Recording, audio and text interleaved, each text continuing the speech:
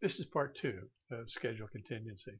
I hope you have, I assume you have seen part one, because much of this will not make sense without it. So with that, we'll move into the risk ranges for a small project. This is where we left off in part one. And you can just see what we're trying to do here. And if you look down here in section 1.2, under item 12, develop narrative, you can see that our estimated duration, the remaining duration shown up there, was 10 days. And the superintendent on that said he could do it in as little as 5 days, 1 week, as opposed to 2. But it might take much as 12 days. So this is our 3-point estimate, 5, 10, 15. And this would be brought directly into PERTmaster. You wouldn't require to go through a risk template, which I will show you in a minute. Now, the other example here now is the percentage risk codes. This is for the mid-range project. And this is how I do it. And so again, if we were to look under 1.2 project management, F1021, develop the project execution plan, we say that's going to take us 10 days, 2 weeks. But the project manager says he can do it plus or minus, well, minus 20%, plus minus 50%. So he could do it in 20% or 8 days, or 50%, which would be 15% more, or 15 days, excuse me. So our 3-point estimate on this thing would be 8, 10, and 15. And now here's where we're dealing with correlated risk codes. And this is on your larger projects. That anything where you're having a class 3 or better estimate as the basis for your durations. And so again, you can just see what we've got here is a risk code called PD, and you will see that in a little bit. Now, it's possible, if indeed, that every unit rate that's in your estimate is captured by a specific group of activities, that you could do this with the discipline or craft activity code. I would advise to keep them separate, but it's entirely up to you.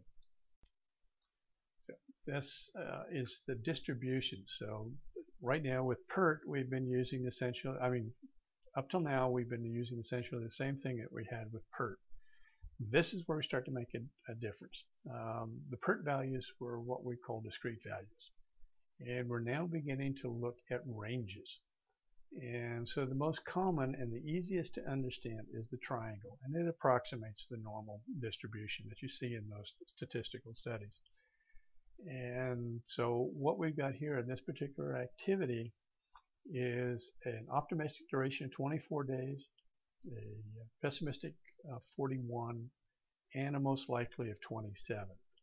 And we've carried that with the other 3 distributions, but I want to show you the other 3 just so to know that you have more tools. And by the way, there are more distributions available. These are the only ones that I found particularly useful. But you do have the uniform distribution, the discrete that we mentioned before. You've got modified PERT and a couple more. So the beta PERT is another one, and this is essentially the skewed normal curve that generally ignores or de-emphasizes extreme maximum values. And this is when I feel like the reviewer has been overly pessimistic. And then the trigen just does the opposite of that. And it basically takes the triangle and extends the range, because the triangle will truncate at the endpoints developed in the range, and the trigen will extend those. So you can see that now we're still given the 24, 27, 29, and 41, but the trigen extends that now to a 19 and a 49. It just basically rebuilds that triangle. And so this is for when I feel the reviewer's been overly optimistic, because I'm trying to now capture the pessimistic endpoint.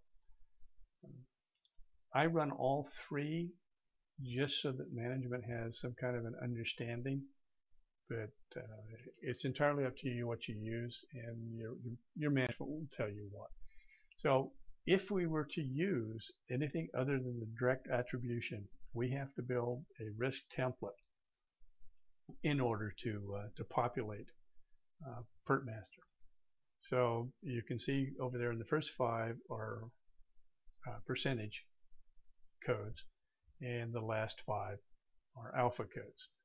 And you can see there what the percentages have to be for the min, likely, and max. And you'll have to populate this for each one of those different codes that you have. And the important thing I want to show here is that for percentages, I don't show any correlation. And for alphas, I show 100% correlation. And again, for the alphas, you could use discipline, well, actually for any code in here, you could use discipline or craft activity codes to set up the value. So once we run PERT master, and that's not going to be part of this exercise, but this is the early finish histogram. And so this, you would now take this to your management and say, hey, we only have about a 12% chance of making our deterministic date of the 1st of June. And it's more likely that we're going to come in somewhere in July. And you'll show them this, and you'll show them the associated cost curve, which is the same thing. It's just now that we're displaying cost. Now the composite chart here puts both of these together in a way that now the ranges become obvious. And we're using P10s and P90s. That's the way I set it up. You can, I wouldn't advise any other ranges, but you can. PERT master will let you do that. Now, the next chart, the final chart, is the most important. This is the scatter plot.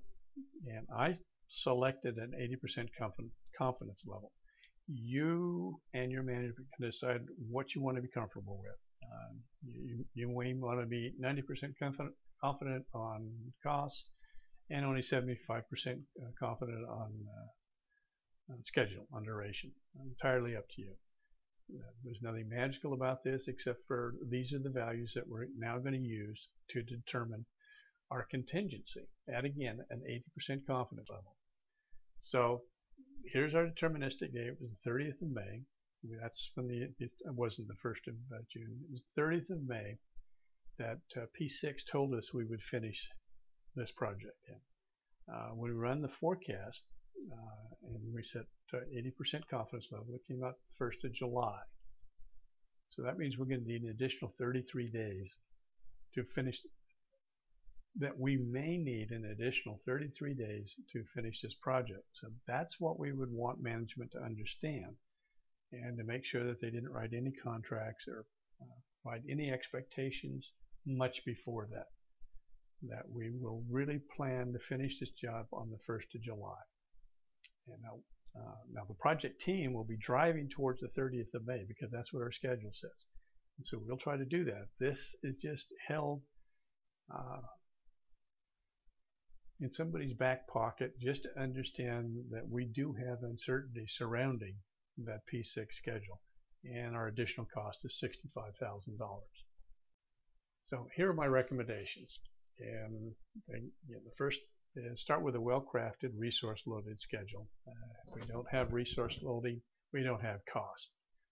Now is take the time to get the best insights from the project managers and to get those best 3-point estimates as possible. And that may be spending the time with the estimator to get his whole understanding. And then this is my advice here is to run the risk assessment exercise at each schedule change, update, or reissue. Generally speaking, risk assessment is only run once, and if you're lucky, it's run at every stage. But I would advise that it be run more often. And another one is I would want you to use a good earned value system to measure your progress, because everything we do is done on remaining duration, and if those remaining durations are not correct, our analysis is not going to be correct. And earned value seems to be the best way to do that. It removes a certain measure of subjectivity. And just leave you with this final thing. The contingency is time sensitive.